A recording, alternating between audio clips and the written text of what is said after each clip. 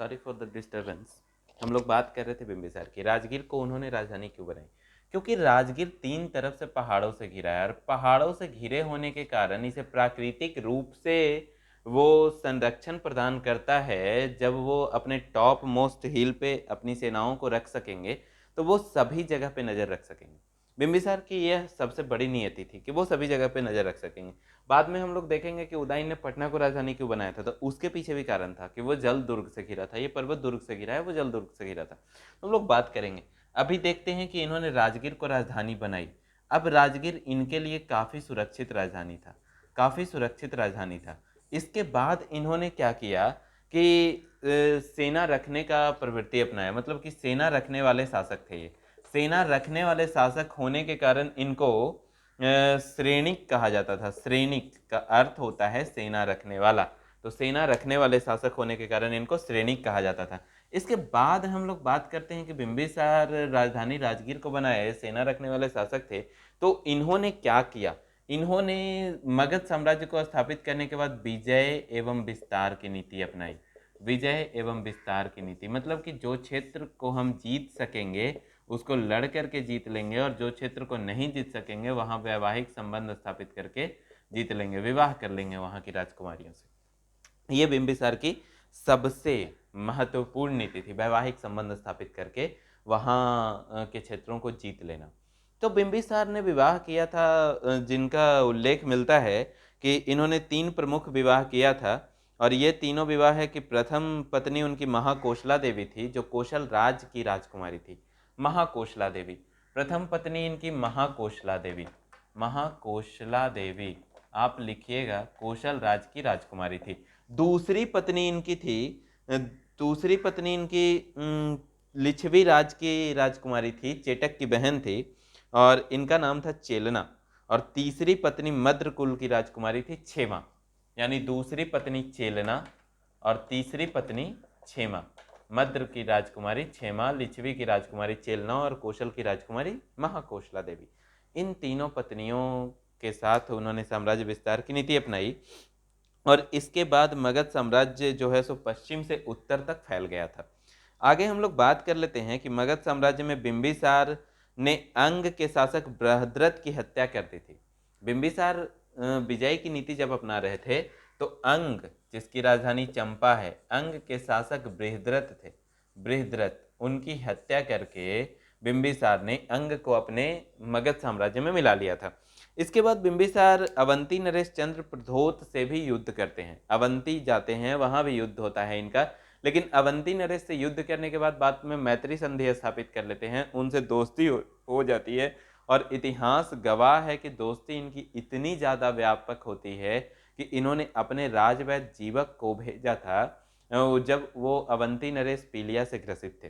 पीलिया यानी जॉन्डिस से ग्रसित थे, तब उन्होंने भेजा था राजवैद्य जीवक को उनके इलाज के लिए। बिंबिसार की ये महत्वपूर्ण नीतियाँ। इसके बाद बात कर लें हम लोग अजातशत्रु की। अजातशत्रु जिनका कार्यकाल 492 से 460 ईसा पूर्व रहा, 544 से 544 से 492 ईसा पूर्व तक बिंबिसार, और 492 से अजातशत्रु। अजातशत्रु की बात करें तो 492 से 460 ईसा पूर्व तक रहा। लेकिन ये कौन व्यक्ति थे? ये बिंबिसार के पुत्र थे। बिंबिसार के पुत्र थे, लेकिन बिंबिसार की हत्या इन्होंने कर दी थी। हत्या करने के कारण इन्हें कुणिक कहा जाता था, या पितृहंता भी कहा जाता था। पितृहंता भी कहा जाता था। लेकिन इन्होंने बिंबिसार की हत्या की, तब जाकर के राजा बने थे। पिता की हत्या करके राजा बने थे। और उसके बाद इन्होंने कौशल और वैशाली को पराजित किया। मतलब विजय की नीति अजातशत्रु भी अपनाते हैं और कौशल और वैशाली को पराजित करते हैं, और कौशल और वैशाली को पराजित करके मगध साम्राज्य में मिला लेते हैं। फिर वैशाली के युद्ध के बाद, या वैशाली के युद्ध में हम लोग देखते हैं कि पहली बार मगध साम्राज्य ने 2 युद्ध अस्त्रों का प्रयोग किया है। वैशाली के युद्ध में अजातशत्रु ने महाशिलाकंटक, महाशिलाकंटक और रथमूसल। रथमूसल ये बहुत इंपॉर्टेंट है दोस्तों, और ये सवाल आता है, ये सवाल आता है कि किस युद्ध में जो है सो रथ मूसल और महाशिला कंटक का प्रयोग किया गया, तो वैशाली के युद्ध में रथ मूसल और महाशिला कंटक का प्रयोग किया गया। किस शासक ने महाशिला कंटक और रथ मूसल का प्रयोग किया था, तो अजात शत्रु ने पहली बार मगध साम्राज्य में महाशिला कंटक और रथ मूसल का प्रयोग किया था। ये दो सवाल आपके लिए बहुत इंपॉर्टेंट है। इसके बाद हम लोग बात कर लें कि इनके मंत्री कौन थे, तो अजातशत्रु के मंत्री बसक्कार थे, और उन्होंने अवंती से जब खतरा था मगध साम्राज्य को, तो बसक्कार को उन्होंने भेजा था कि जाओ जाकर के पता करो कि क्या है और किस तरीके से हम इस खतरे से बच सकते हैं। तो बसक्कार जाते हैं और वो बताते हैं कि हमें कम से कम राजगीर में किलेबंदी करवानी पड़ेगी। राजगीर में जब हम किलेबंदी करवाएंगे तभी हम इस खतरों से बच सकते हैं। तो वसक्कार वहां जाकर के ये पता करते हैं और गौतम बुद्ध से भी उन्होंने वार्तालाप किया था इस विषय में, और गौतम बुद्ध से वार्तालाप करके गौतम बुद्ध से पता करने की कोशिश करते हैं कि आखिर इसका कारण क्या रहा और क्यों इस तरीके से हो रहा है। तो जब गौतम बुद्ध बताते हैं कि तुम्हें अपनी नीति थोड़ा बदलना पड़ेगा, तो अजातशत्रु उसके लिए मानते नहीं हैं। फिर देखिएगा कि प्रथम बौद्ध संगीति जो होती है, ये बहुत इंपॉर्टेंट है कि प्रथम बौद्ध संगीति अजातशत्रु के काल में ही होती है। प्रथम बौद्ध संगीति अजातशत्रु के काल में होती है, और कहाँ होती है? राजगीर में आयोजित की जाती है। ठीक है, प्रथम बौद्ध संगीति राजगीर में अजातशत्रु के काल में। अब हम लोग बात कर लें कि अजातशत्रु के बाद हर्यक वंश का शासक कौन रहा, तो हर्यक वंश का शासक अजातशत्रु के बाद उदायीन जिन्होंने राजधानी को परिवर्तित किया था, ये बहुत इंपॉर्टेंट शासक हैं आपके लिए। उदायीन की बात करें 460 से 444 ईसा पूर्व, उदायीन 460 से 444 ईसा पूर्व तक शासन किया इन्होंने, 444 ईसा पूर्व तक शासन किया इन्होंने। और इन्होंने क्या किया, तो इन्होंने भी अपने पिता की हत्या कर दी थी। पिता कौन थे इनके? अजातशत्रु थे। अजातशत्रु कौन थे? मगध साम्राज्य के शासक थे। तो इन्होंने पिता की हत्या की और वो पाटलिपुत्र को अपना राजधानी बनाते हैं, यानी राजगीर से अपनी राजधानी पाटलिपुत्र ले जाते हैं, पाटलग्राम ले जाते हैं, पटना ले जाते हैं। क्यों ले जाते हैं राजगीर से पटना? क्यों, क्या कारण रहा? राजगीर तीन तरफ से पर्वतों से घिरा था, पटना तीन तरफ से जल दुर्ग से घिरा था। कौन कौन सी नदियां पटना में प्रवाहित हो रही हैं? गंगा, इधर आप देख लीजिए, इधर आप देख लीजिए पुनपुन, और इधर आप देख लीजिए गंडक, और यहाँ पे आप देखिए कि आपका पटना शहर बसा हुआ है। तो तीन तरफ से नदियों से प्रवाहित होने वाली, नदियों के बीच स्थित यह शहर था पटना, इसलिए तीन तरफ से जल दुर्गों से घिरा था। आज आपके लिए आसान है पटना पहुंच जाना क्योंकि पुल बन गया है। आज आपके लिए आसान है पटना पहुंच जाना क्योंकि पानी वाला जहाज आपके पास है। उस समय बहुत मुश्किल था नदियों को तैर करके पार करना और पटना पहुंचना और पूरे सेना के साथ जाकर के आक्रमण करना। इसलिए पटना को उदयन ने अपनी राजधानी बनाई थी। और अपनी राजधानी बनाने के बाद ये इस वंश का अंतिम शासक कौन रहे? हर्यक वंश का अंतिम शासक नागदशक। नागदशक की हत्या किसने की थी? शिशुनाग ने की थी। नागदशक की हत्या करके शिशुनाग क्या करते हैं? तो शिशुनाग वंश की स्थापना करते हैं। नागदशक की हत्या शिशुनाग कैसे करते हैं? नागदशक कोई प्रभावशाली शासक नहीं थे, उतना उनके पास दिमाग नहीं था। तो नागदशक एक बार घोड़े के अस्तबल में घूम रहे थे और शिशुनाग अकेला था उनके साथ, मौका पाकर उनकी हत्या कर देता है और हत्या करके वो शिशुनाग वंश की स्थापना करता है मगध साम्राज्य पे। शिशुनाग वंश की स्थापना होती है मगध साम्राज्य पे। तो हम लोग शिशुनाग वंश की भी बात करेंगे। शिशुनाग वंश, शिशुनाग वंश, पूरा मगध साम्राज्य क्लियर होना चाहिए, मौर्य वंश अलग से। अभी जो है वो तीन वंश, नंद वंश तक चलेगा, पूरा मौर्य वंश अलग से, क्योंकि मौर्य वंश बहुत बड़ा है। 412 ईसा पूर्व से लेकर के 345 ईसा पूर्व तक, 345 ईसा पूर्व तक। डेट्स मेरे को डायरेक्टली याद नहीं रहते हैं। चलिए आगे बात कर लें। शिशुनाग वंश, हाँ ठीक है, शिशुनाग वंश भी हो जाएगा। हाँ हाँ, मौर्य साम्राज्य अलग से चलेगा, तो आप लोग लगातार बने रहें। शिशुनाग वंश की बात जब हम लोग कर रहे हैं तो शिशुनाग 412 से 394 ईसा पूर्व, ये कौन है? शिशुनाग नागदशक के अमात्य थे, मंत्री थे, और इन्होंने नागदशक को अपदस्थ करके शिशुनाग वंश की स्थापना की थी। और ये वैशाली को मगध का राजधानी बनाते हैं, वैशाली को मगध का राजधानी बनाते हैं। शिशुनाग अवंती को मगध साम्राज्य में मिला लेते हैं। ये कुछ कुछ इंपॉर्टेंट बातें हैं कि उदयन राजगीर से पटना, राजगीर से पटना, ठीक है। अब आइए शिशुनाग, ये इंपॉर्टेंट है, क्वेश्चन यहीं से आता है। शिशुनाग पटना से वैशाली, पटना से वैशाली, ठीक है, उदयन हो गया, शिशुनाग हो गया। अब इसके बाद बात कर लें कि शिशुनाग अपनी राजधानी कहाँ बना रहे हैं, तो वैशाली बना रहे हैं। अब वैशाली को मगध का राजधानी बना रहे हैं और मगध को अवंती तक मिला रहे हैं, यानी अवंती को भी मगध साम्राज्य का अंग बना लिया गया शिशुनाग के द्वारा। शिशुनाग के बाद कालाशोक, कालाशोक इस वंश में 394 से 366 ईसा पूर्व तक। कालाशोक की बात करें तो यह भी बहुत इंपॉर्टेंट शासक रहे हैं। कालाशोक 394 से 366 ईसा पूर्व तक क्यों इंपॉर्टेंट रहे हैं, क्योंकि इनके काल में भी एक बौद्ध संगीति होती है। तो पटना को पुनः राजधानी बनाने वाले शासक कालाशोक। फिर से आइए यह सवाल आता है कि पटना को दोबारा, वैशाली से पटना, अब कालाशोक क्या कर रहे हैं, तो ये वैशाली से पटना, अपनी राजधानी वैशाली से वापस पटना को बना रहे हैं। तो पटना को पुनः राजधानी बनाने वाला कालाशोक। आगे बात कर लें कि द्वितीय बौद्ध संगीति कालाशोक के काल में ही हुई है और नंदीवर्धन इस वंश का अंतिम शासक। नंदीवर्धन की बात करेंगे, लेकिन द्वितीय बौद्ध संगीति, सेकेंड बौद्ध संगीति किसके काल में हुई, सेकेंड बौद्ध संगीति कालाशोक के काल में हुई है। Is that clear? Any doubt till here? No. चलिए आगे बढ़ते हैं। कौन था इस वंश का अंतिम शासक? नंदीवर्धन। नंदीवर्धन किस वंश का? शिशुनाग वंश का अंतिम शासक था नंदीवर्धन। हाँ हाँ, डाउट्स देख लें तो डाउट्स अभी तक, हाँ, बिंबिसार गौतम बुद्ध के मित्र रहे हैं और उन्होंने बेनुवन गौतम बुद्ध को दान में दिया था। मैंने बौद्ध साम्राज्य पढ़ाते समय भी आप लोगों को बताया था कि बिंबिसार ने बेनुवन गौतम बुद्ध को दान में दिया था, ठीक है। तो गौतम बुद्ध को भी बिंबिसार का संरक्षण प्राप्त हुआ था। अब इसके बाद आते हैं नंद वंश की। नंद वंश की स्थापना किसने की? तो नंद वंश की स्थापना महापद्म नंद ने की थी। कब की थी? 344 ईसा पूर्व में की थी। Is that clear?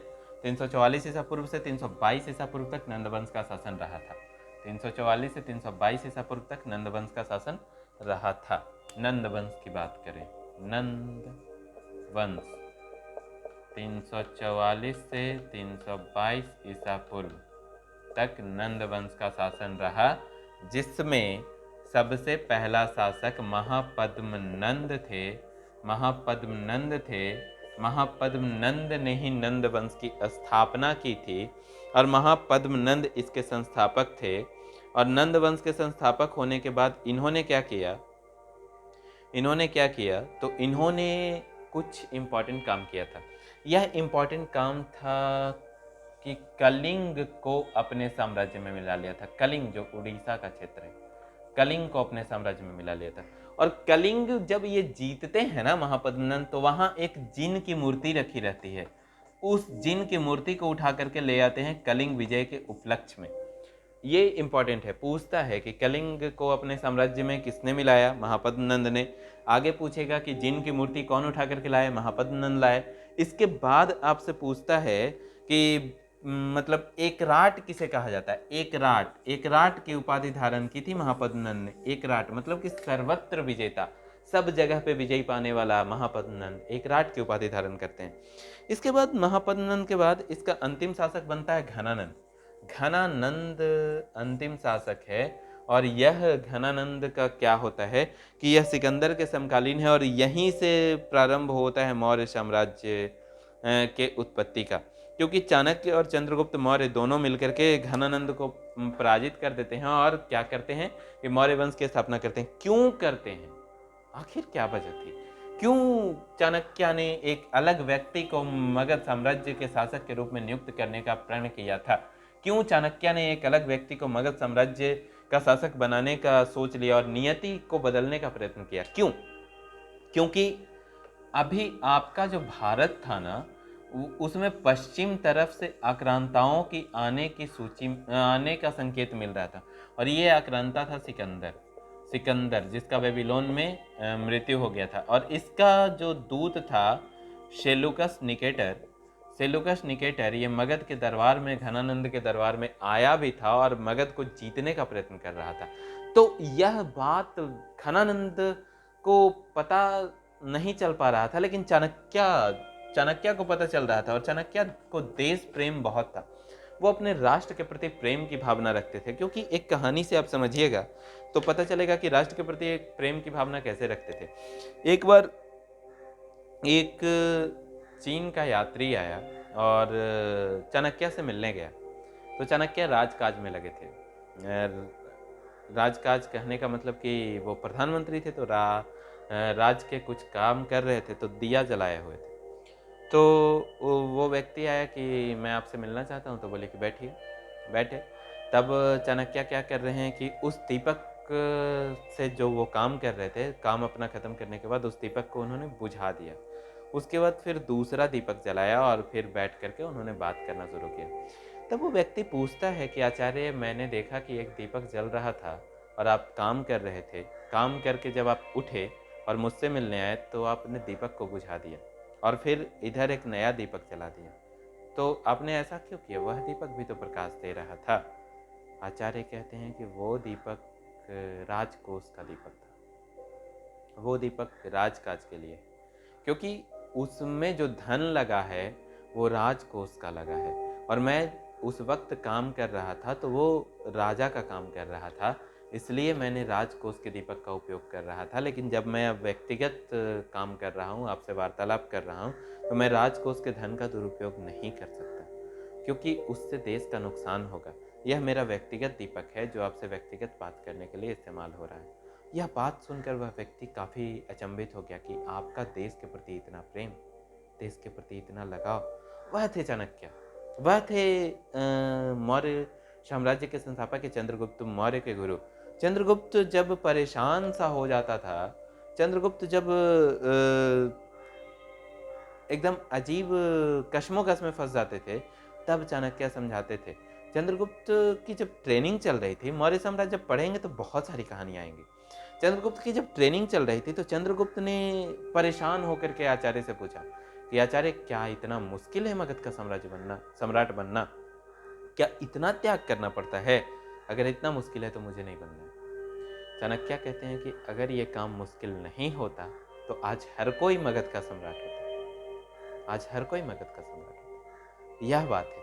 तो इसलिए मौर्य साम्राज्य हम लोग आज ही स्टार्ट करेंगे और मौर्य साम्राज्य जब पढ़ेंगे तो अलग वीडियो में आप देख सकेंगे कि मौर्य साम्राज्य किस तरीके से हम खत्म कर रहे हैं, सिकंदर का आक्रमण कैसे हो रहा है, किस तरीके से चाणक्य ने चंद्रगुप्त मौर्य को नियुक्त किया और उसे पूरा ट्रेनिंग दी और ट्रेनिंग देकर के महापद्म नंद को खत्म करने के बाद अखंड भारत का निर्माण करते हैं। तो इसीलिए बने रहे हमारे साथ। बहुत बहुत धन्यवाद।